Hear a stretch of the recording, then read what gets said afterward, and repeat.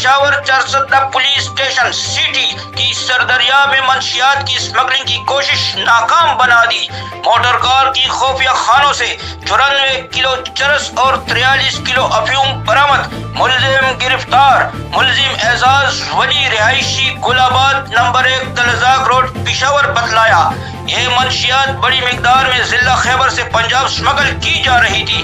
ملزم کے قبضے سے ایک عدد 9mm پستول بھی برآمد ہوئی۔ کارروائی میں DSP خالد خان، SHO تانا سٹی نور حیدر خان، ASI مجیب خان اور پولیس جوانوں نے حصہ لیا۔